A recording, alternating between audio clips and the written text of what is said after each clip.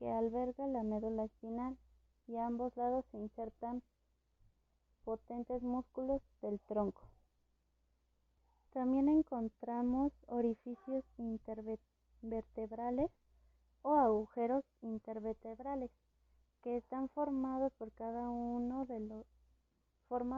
lado, de entre las partes adyacentes de las vértebras.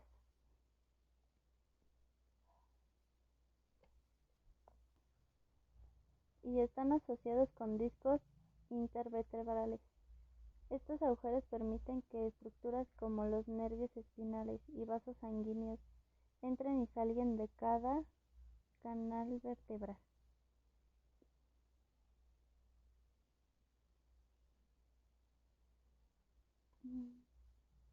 Estos son los orificios invertebrales, los que se notan aquí. Las apófisis espinosas son estas que sobresalen, y los discos intervertebrales, estas rayitas que se observan. Estos discos permiten una elevada movilidad que hace posible que el ser humano se pueda estirar, agachar y girar. Y de mi parte sería todo. Gracias. El espacio epidural o el espacio peridural es el espacio meningio espinal localizado por encima de la dura madre espinal. Se extiende desde la base del cráneo hasta el hiato sacrococcígeo y la membrana sacrococcígea. Sus límites: el espacio epidural discurre a lo largo del conducto vertebral, termina superiormente en el foramen magno, lateralmente en los forámenes intervertebrales, donde la dura madre espinal se adhiere al periósteo que rodea cada abertura, e inferiormente donde el hiato del sacro queda sellado por el ligamento sacrococcígeo. Está limitado posteriormente por el ligamento amarillo y por el periósteo, siendo su límite anterior el ligamento longitudinal posterior que descansa sobre el cuerpo vertebral, y los discos. Lateralmente aparecen los pedículos y los agujeros de conjunción. Forma: tiene una forma generalmente cilíndrica que presenta expansiones laterales a nivel de los agujeros de conjunción. Zona: se puede dividir en tres zonas. 1. El espacio epidural anterior. Es el más pequeño de los tres debido a que la dura madre espinal en algunos segmentos está unida al ligamento longitudinal posterior. Está ocupado por gran cantidad de venas epidurales, formando el plexo venoso y una mínima cantidad de grasa epidural. Su límite anterior es el ligamento longitudinal posterior que descansa sobre el cuerpo vertebral y los discos. 2. El espacio epidural lateral está ocupado por el tejido laxo, tejido conectivo y una menor cantidad de grasa que en los otros dos espacios. Por este espacio discurre la salida de las raíces nerviosas de los nervios espinales hasta su salida por los agujeros de conjunción. 3. El espacio epidural posterior, limitado por la parte posterior por el ligamento amarillo, las superficies anteriores de las láminas y las apófisis articulares. Contenido: el espacio epidural presenta zonas con un espacio real ocupado por 1. Grasa. 2. Arterias. Proceden de las arterias segmentarias que atraviesan los agujeros intervertebrales y se dividen en arterias radiculares anteriores y posteriores y discurren junto a las raíces nerviosas y formar las arterias medular anterior y posterior. 3. Venas. Ocupan un gran volumen del espacio epidural. Región cervical. En esta existen 7 huesos cervicales. En general, estos son pequeños y delicados. Sus procesos espinosos son cortos, con excepción del C2 y C7, los cuales tienen procesos espinosos incluso palpables. También son nombrados de cefálico a caudal, de C1 a C7. El C1 viene siendo el atlas y el axis el C2. Estas son vértebras que le permiten la movilidad del cuello, la articulación atlanto-occipital, que le permite a la cabeza moverse de arriba hacia abajo. La unión atlanto-axidoidea le permite al cuello moverse y girar de izquierda a derecha.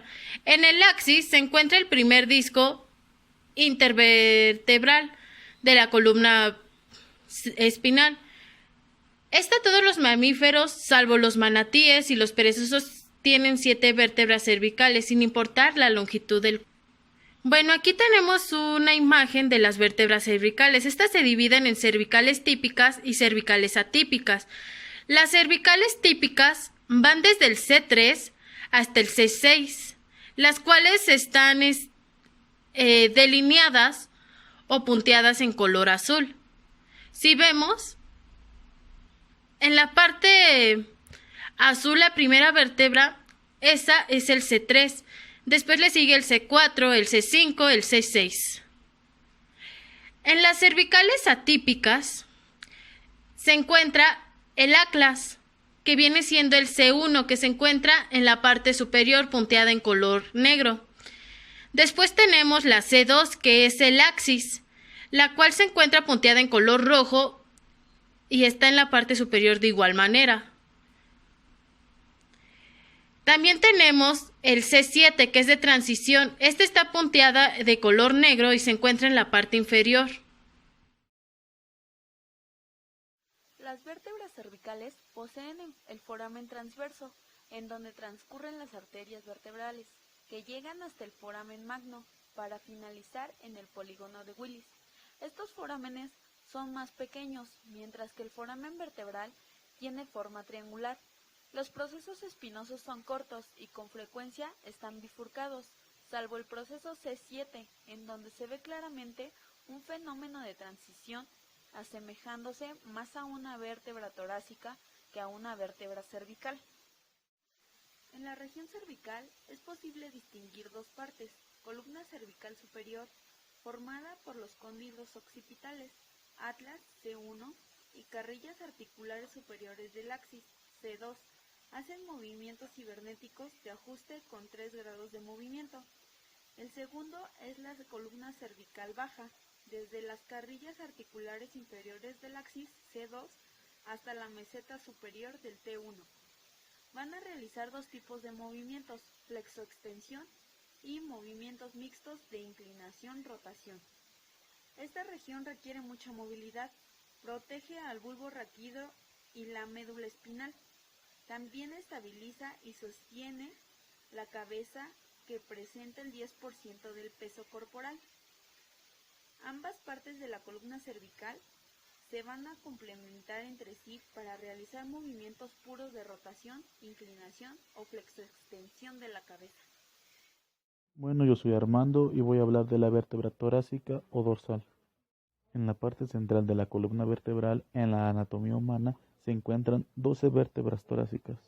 El cuerpo es ancho transversalmente. Su superficie superior es cóncava y con labios ascendentes en cada lado. En el borde superior de su cuerpo hay una fosita costal completa para la cabeza de la primera costilla. Y más abajo hay una hemicarilla en el borde inferior para la parte superior de la cabeza de la segunda costilla. Las superficies articulares superiores se dirigen hacia atrás y la apófisis espinosa es gruesa, larga y casi horizontal. Las apófisis transversales son también largas y las hendiduras vertebrales son más profundas que las vértebras torácicas y las lumbares. Segunda vértebra torácica, T2. Esta presenta todas las características de una vértebra tipo. Se diferencia al igual que la T3, T4 y T5 por tener su carilla articular de la apófisis transversa cóncava y excavada. Tercera vértebra torácica, T3.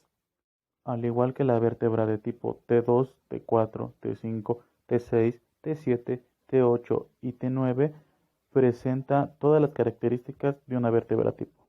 Y de la misma forma, desde la vértebra 2 hasta la vértebra 5, se diferencia por tener su carilla articular de la apófisis transversa cóncava y excavada. Sexta vértebra torácica, T6. Se diferencia, al igual que la T7, T8 y T9, por poseer carillas articulares planas en la apófisis transversa, apófisis espinosa y escotadura vertebral superior. Décima vértebra torácica. La vértebra 10 tiene una hemicarilla en cada lado, localizada parcialmente sobre la superficie lateral del pedículo. No posee facetas inferiores. Se aprecia en la pieza ósea al palpar una pequeña tuberosidad, ya que las costillas inferiores a la décima solo poseen una carilla en su cabeza. Onceava vértebra torácica. En la vértebra T11, el cuerpo se acerca en forma y tamaño a las vértebras lumbares. Las facetas articulares para las costillas son carillas completas y están localizadas generalmente sobre los pedículos, los cuales son a su vez más resistentes que el resto de la región torácica. No posee facetas inferiores. El apófisis espinoso es corto y casi horizontal. La apófisis transversa también es corta, tuberculada en su extremidad y no tiene facetas articulares. Doceava vértebra torácica. La vértebra 12 es de características muy similares a la 11, pero se distingue de ella por sus superficies articulares inferiores, ya que son convexas y se dirigen hacia los lados para cuadrar con la primera vértebra lumbar. Por la forma general del cuerpo, las láminas y la apófisis espinosa, la cual se asemeja a una vértebra lumbar, y por cada apófisis transversa se puede dividir en tres elevaciones, una superior, una inferior, que corresponden con las apófisis accesorias y mamilares de la vértebra lumbar, y además un tubérculo lateral. Se pueden presentar remanentes de tuberosidades en las apófisis transversas de las vértebras. El sacro es una estructura ósea en forma de escudo que está localizada en la base de las vértebras lumbares. La región sacra está en la parte inferior de la columna vertebral y está ubicada entre el quinto segmento de la columna lumbar y el coxis, situado en la parte posterior de la pelvis, entre los huesos ilíacos, aplanado de adelante hacia atrás, es más voluminoso arriba que abajo. Forma la pared pélvica posterior y fortalece y estabiliza la pelvis.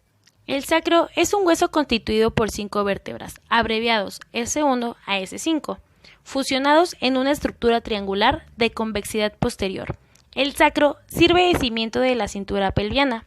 Dispone de 4 caras, 2 laterales, una posterior, una anterior, un vértice y una base. Cabe recalcar que el sacro de la mujer es más ancho y corto que el de los hombres. Las primeras 3 vértebras en la región sacra tienen apófisis transversas, que se unen para formar a las laterales anchas, llamadas alas. Estas alas se articulan con las palas de la pelvis. Como parte de la cintura pelviana, el sacro forma la pared posterior de la pelvis y también forma articulaciones en los huesos de la cadera, llamadas articulaciones sacroiliacas. El sacro contiene una serie de 4 aberturas en cada lado, a través de las cuales pasan los nervios sacros y vasos sanguíneos. El canal sacro recorre el centro del sacro y representa el fin del canal vertebral. Hola, buenos días. Mi nombre es Magali Moreno y yo les voy a hablar acerca del coxis. El coxis es la parte más baja de nuestra columna vertebral y es aquello que conocemos como cola. Está conformado por 4 huesos o 4 vértebras que van soldadas y a su vez este va articulado con lo que es nuestro hueso sacro, que es este que estamos viendo aquí. Por medio del coxis atraviesan nuestros nervios y gracias al coxis podemos realizar ciertas acciones como son sentarnos, acostarnos, levantarnos o flexionarnos, entre otras.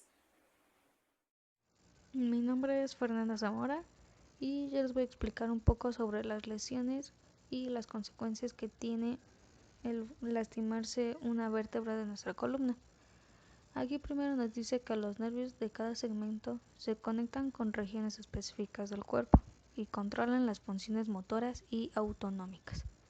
Esto quiere decir que cada nervio tiene una función en específico para que nuestro cuerpo pueda funcionar de una manera correcta, con funcionamientos correctos, así como de extremidades superiores, inferiores, dorso y cabeza.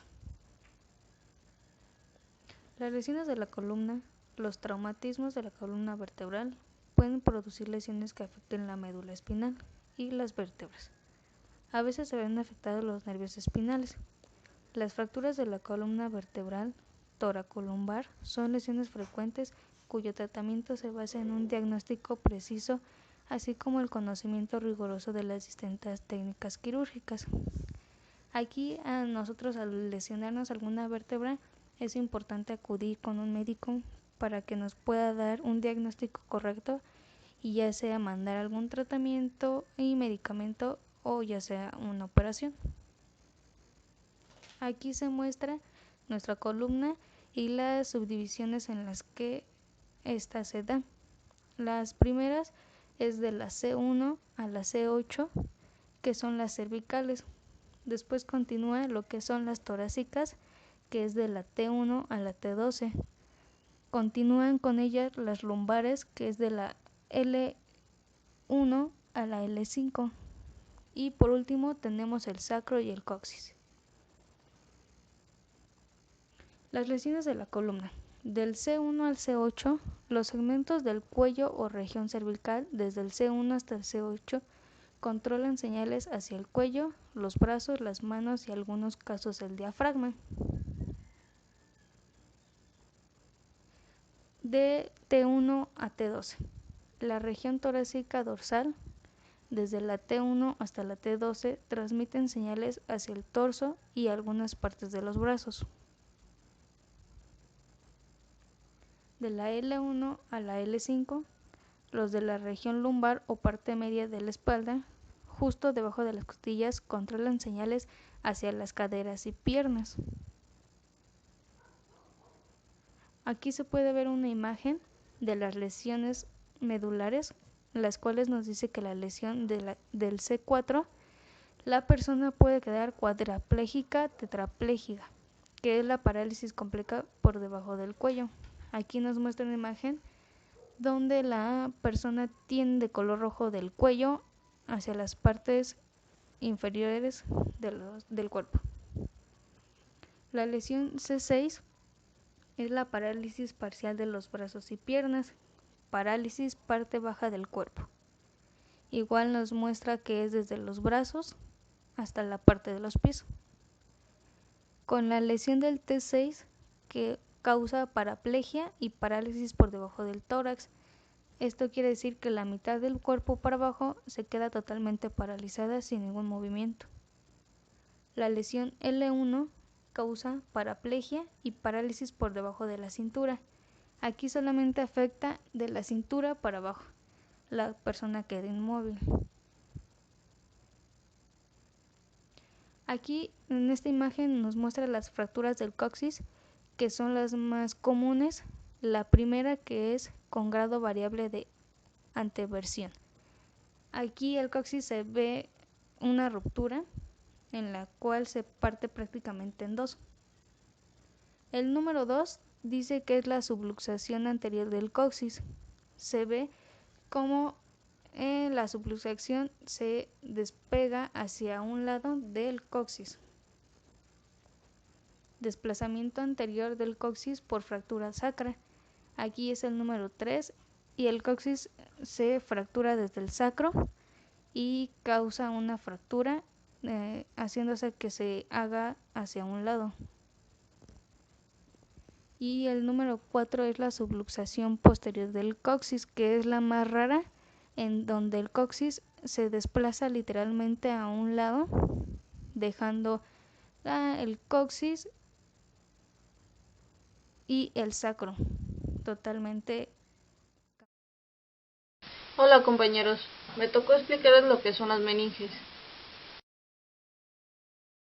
Primero vamos a ver cuáles son las capas que recubren nuestra cabeza. Primero tenemos una piel. Recordemos que la piel es diferente al resto del cuerpo y esta adquiere el nombre de cuero cabelludo, porque tiene bastantes folículos pilosos y esto nos permite tener un cabello. Entonces, debajo del cuero cabelludo encontramos lo que es la apeneurosis epicraneal, o también conocida como galea. Este es un producto de un músculo occipito frontal que comienza en la parte de frente y termina en el occipucio. Aquí las flechas verdes nos indican que comienza de la frente al occipucio, de ahí el nombre se denomina el occipito frontal. Después tenemos señalado lo que es la siguiente capa, es el periocito. Este es un tejido fibroso que recubre la cara externa del hueso, aportando vascularidad y soporte sanguíneo. Después de esta capa ya nos vamos a encontrar con el hueso. Es toda la circunferencia que se ve y está señalado con amarillo, que es una textura pues gruesa y bastante dura. Posteriormente, de las primeras 3 capas, ya nos encontramos con las meninges. Son la dura madre, la aracnoide y la pia madre. Debajo del hueso, que ya está señalado con amarillo, nos vamos a encontrar con una capa de las meninges, que esta es la más gruesa que podamos encontrar dentro del cráneo. La dura madre, al ser una capa gruesa y tan vascularizada, me parece importante mencionarles que como esta está irrigada, estas son unas arterias que alimentan a la meninge. Esto para mí es muy importante porque cuando ocurre un trauma de cráneo, estas son las arterias que se destruyen, se abren y no necesariamente las del cerebro. Entonces, la arteria más importante que alimenta a la dura madre es la arteria que está señalada con rojo, la meninge media. Ahora, cuando les lleguen a preguntar de dónde viene la arteria meninge media, pues esta viene de la arteria maxilar, y la arteria maxilar a su vez es una de las principales de la carótida externa. Como verán, tiene pues demasiadas ramas en las cuales transita bastante sangre. Las últimas 2 meninges es importante hablarlas en conjunto, ya que se trata de la aracnoide y la pia madre. La aracnoide está señalada con los puntitos verdes, que son unas delgadas venitas, y la división entre la aracnoide y la pia madre es un espacio que se llama subaracnoideo. Este es muy importante recordarlo, ya que por aquí transita el líquido encefalorraquídeo.